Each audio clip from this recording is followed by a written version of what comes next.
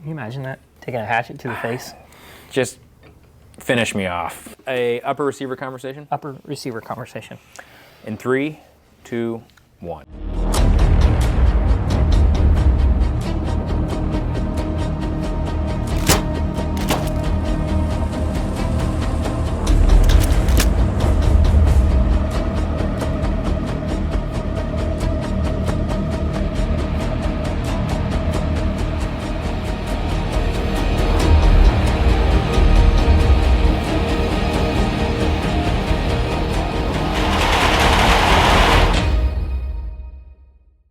Hey everybody, it's Eric and Roy.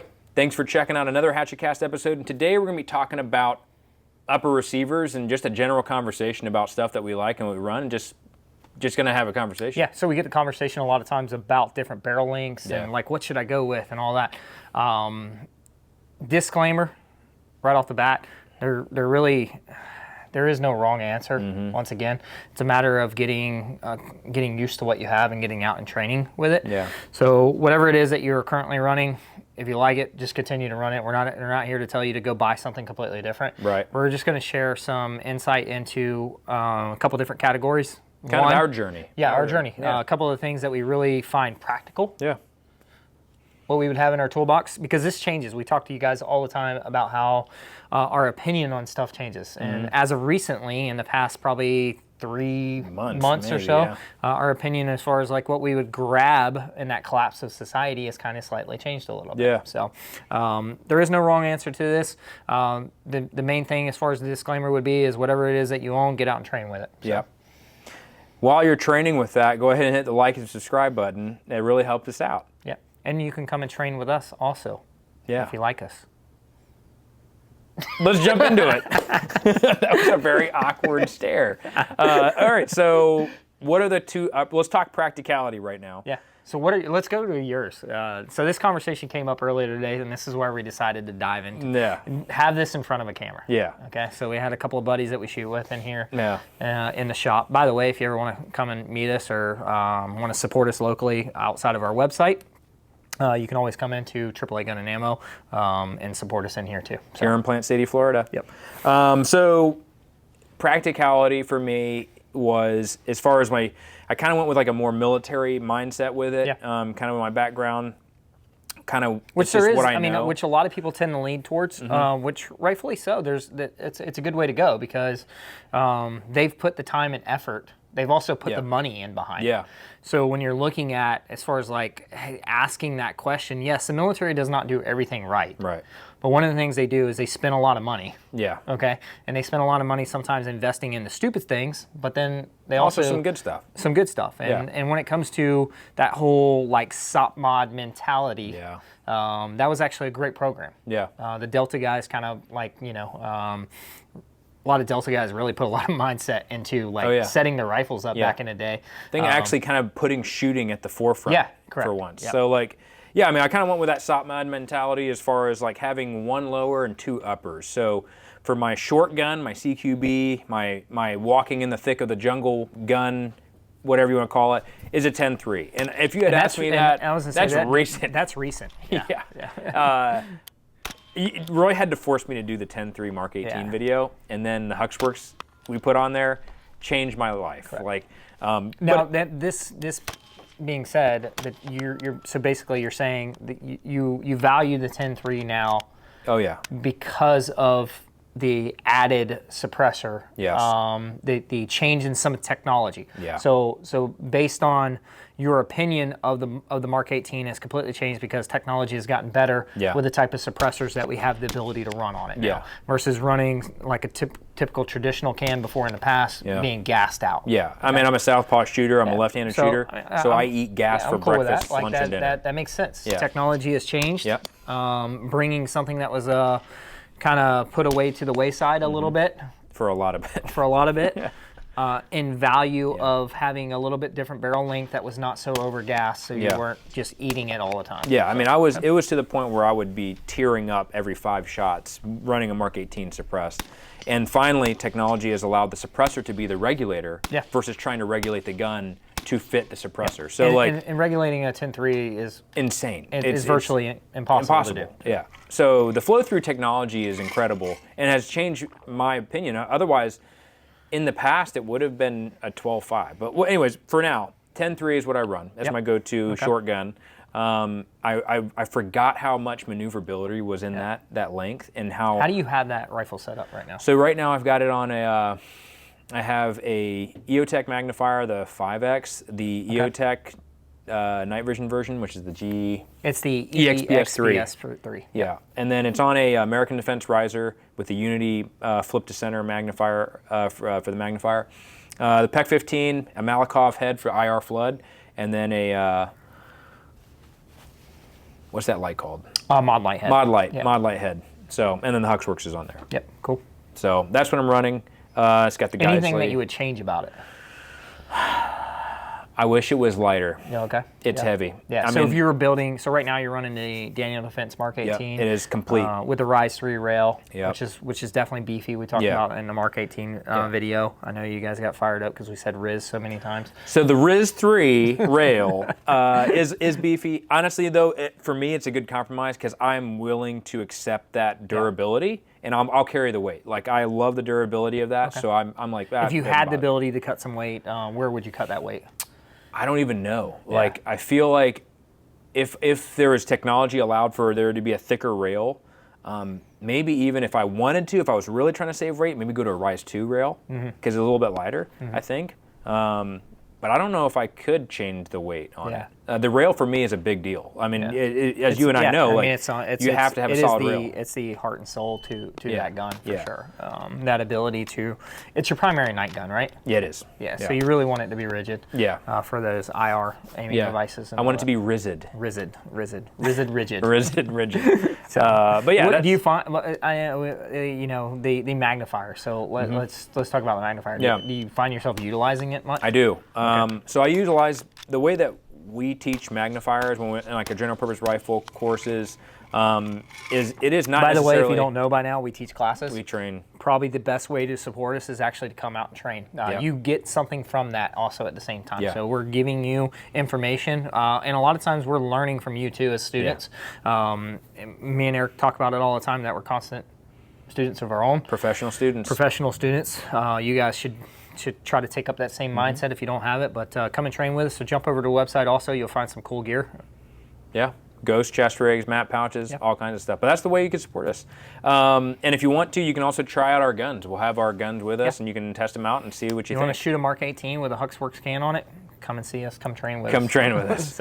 Yeah, I mean, as far as the magnifier, I utilize it for essay, so for situational awareness. Like, I'll look at something and see, is that worth shooting at? Anything, if I go past 300 or 300 and beyond, I'll use a magnifier. Okay. But the other thing I have... So you're not always using that magnifier to just engage with? Oh, no. Yeah. No. I use it most of the time just to look at stuff. Just to see things. Yeah.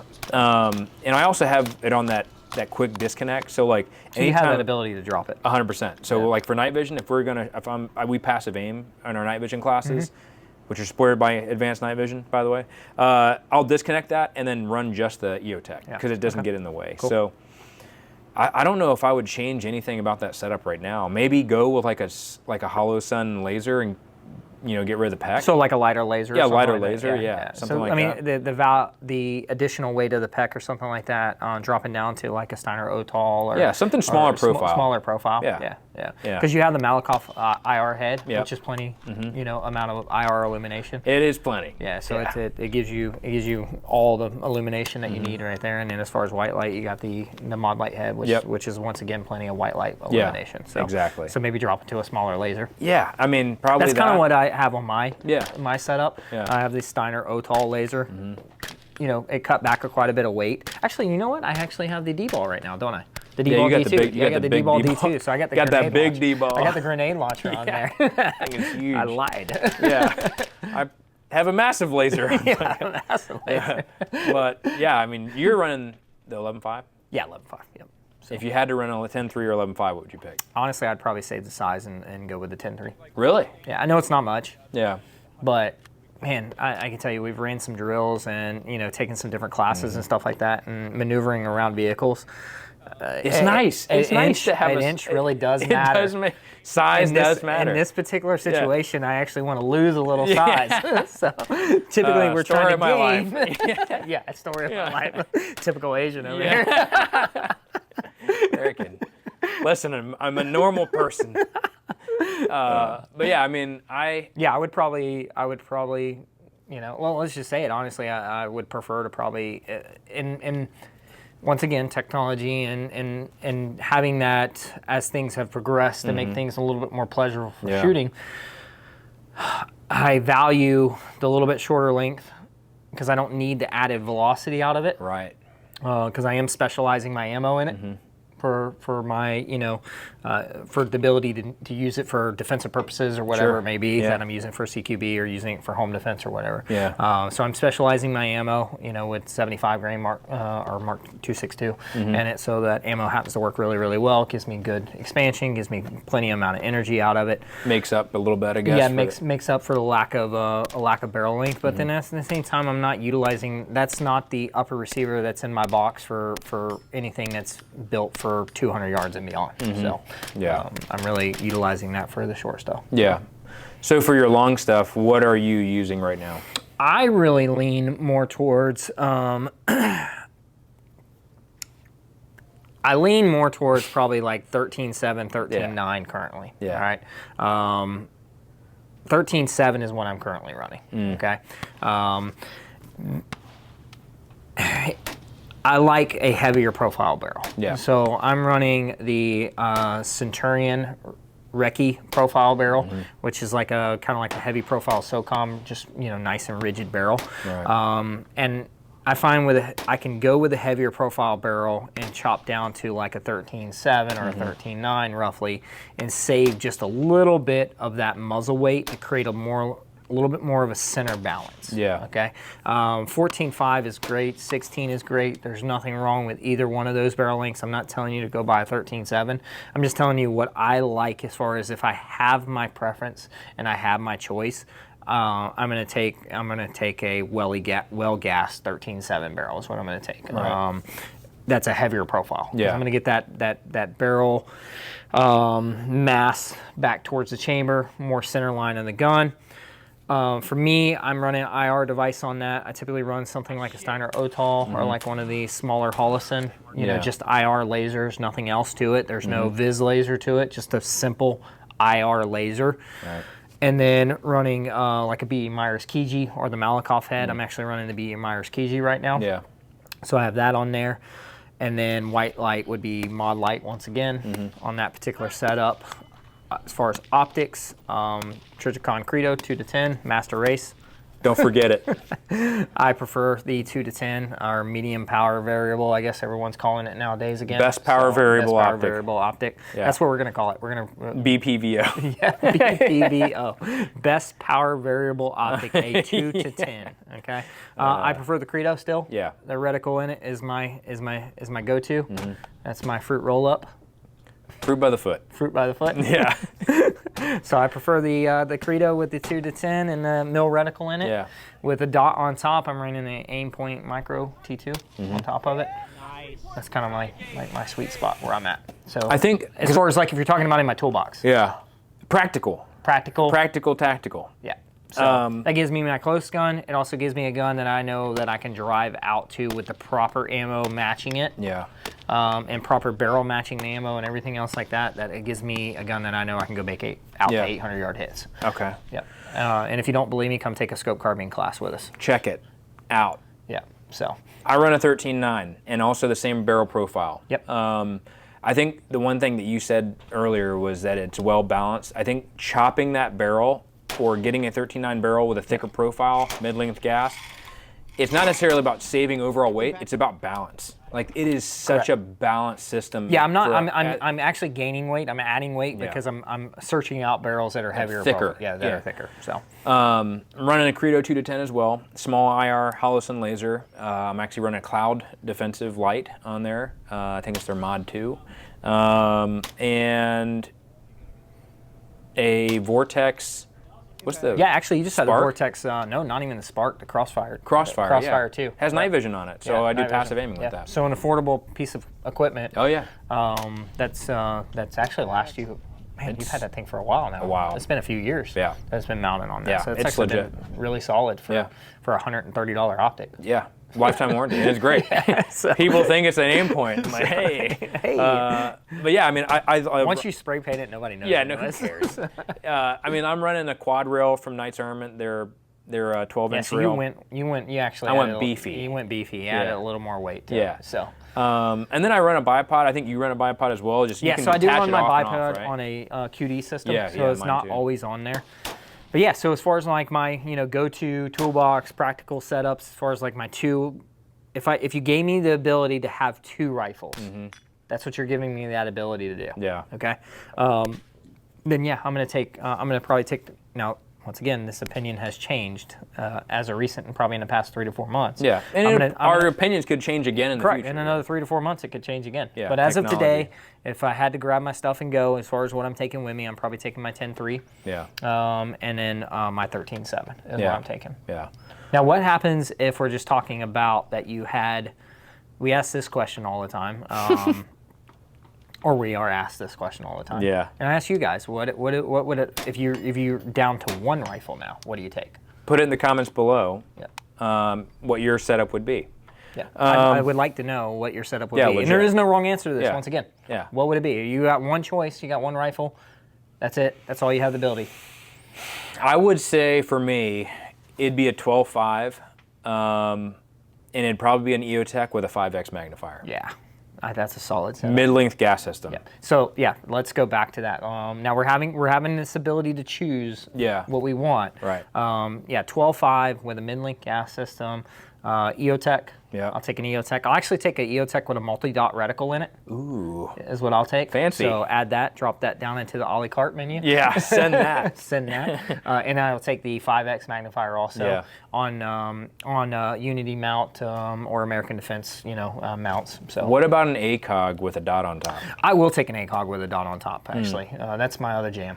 Yeah, so for sure. Kind of like a general. Yeah, I'll definitely take an ACOG. Yeah. I'm actually kind of excited to see Primary Arms is 5X that has the mill reticle Yeah, in dude. it.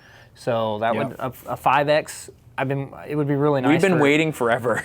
For a mill reticle. For a mill reticle and some type of prism scope. Yeah. Okay, that would be the jam. But as far as barrel lengthwise goes, I agree with Eric. I'm taking a 12.5. If you ask me, not only if I'm down to probably just one gun and only one gun, but what my favorite rifle is overall, just like what my favorite one is, it would be my 12.5. I've been running the 10.3 so much, and I've been running the 13.9 a lot, and even the Mark 12. But when I busted 12.5 out, it was like an old friend. And it really is. I haven't seen you in forever. It feels like home. It feels so nice. Yeah, it does. Yeah. I enjoy the 12.5. I've ran the 12.5 for a really long time. Yeah. Many years before a lot of people were really even considering. Before it was even cool. Yeah, before it was cool. I'm still not cool. You're cool to me. As long as we're cool to each other. Yeah, exactly. That's right. all that matters. Yeah. You guys are cool though. Yeah. Comment below what your setup is. 12.5 is kind of like would be my favorite setup, and if I only had one rifle to run, I would grab the 12.5 for sure. I just find like it's that good, kind of that good middle ground. It's not perfect in all aspects, but it's that good middle ground where I'm still carrying decent velocity with typical ball ammo. Yeah. I can take advantage of better quality ammo and that heavier bullet out of it. And then gassed properly with like something like a mid-length gas system. Yeah. And I know we don't have a lot of dwell time there on a mid-length, but if you have your barrel specced out right and do it the right way, and there's a few companies that are building them, or for instance like ourselves, we send ours off to Gunsmith. So we typically start with like something like a Daniel Defense 16-inch. Mid-length gas system, chop it down and open up the gas port on it is what we'll do. So have a gunsmith chop it and recrown it. I mean, even if you are worried about reliability, they have a patrol length now, which is even a little bit shorter. You got the Roscoe manufacturing that has a patrol length. Yeah, it's in between carbine and but yeah, a well-gassed 12.5 is just, man, it is.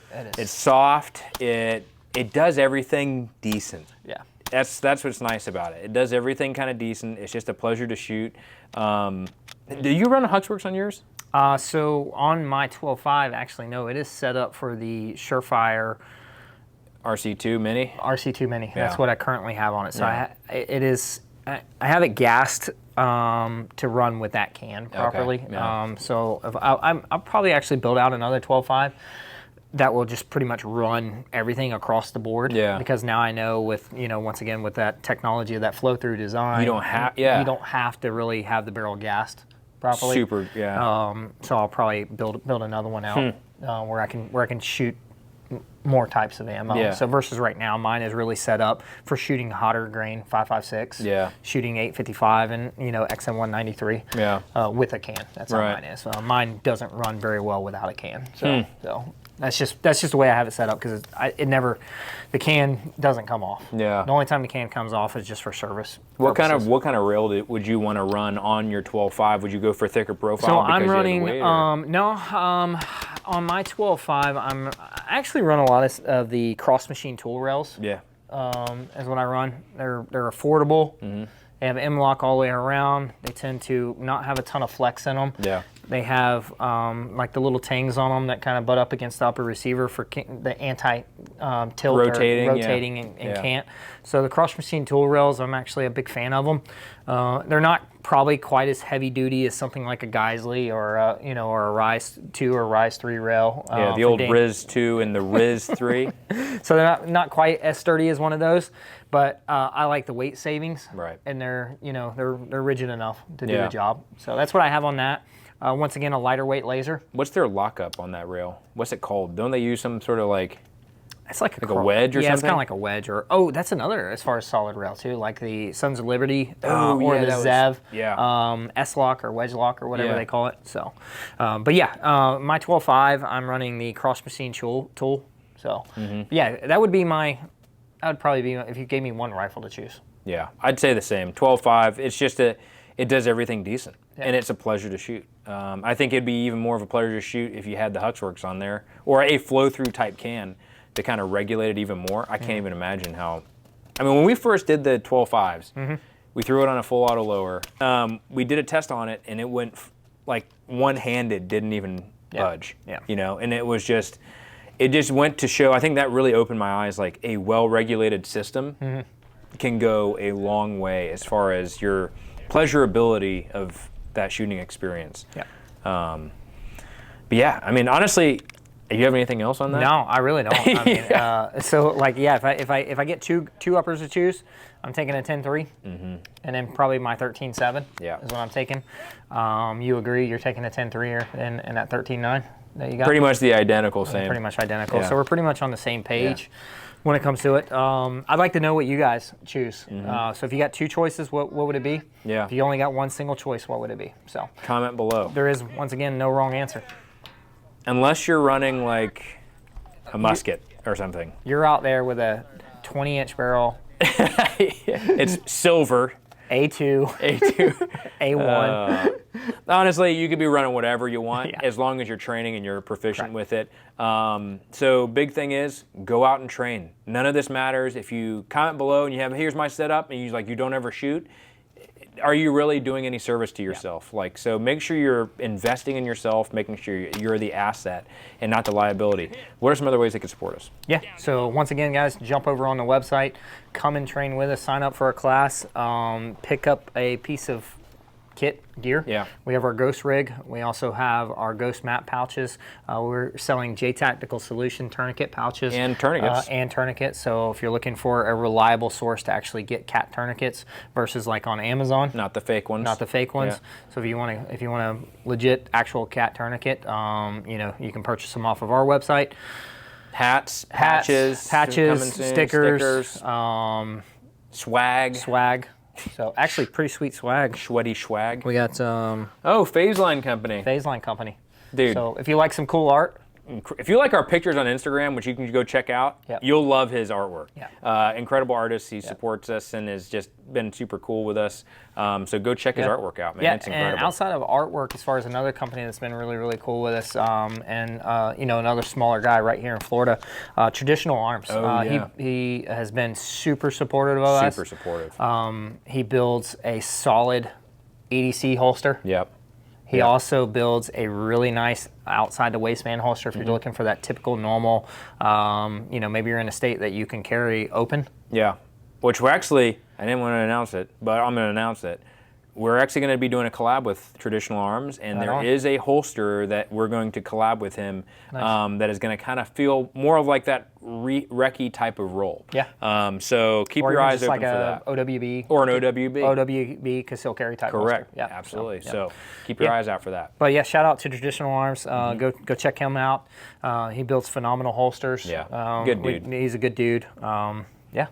Go check out Rumble. All of the videos that are here on YouTube are also on Rumble. How do you find Rumble? You go to type it in on the internet, and then it's free. You don't have to pay for it. And then also go check out our Spotify. We have the Hatchet Cast podcast where we interview guests about training and mindset and stuff like that. So, anything else? No, get out and train. Go out and train. We'll see you on the next one. How many times can we say train? I don't know. I mean, it's great. Say it a lot. We say great, grand. Great, that's great. How many times do we repeat ourselves? Not that much. You guys comment down below. How many times do we repeat ourselves? And it's called the Riz 3.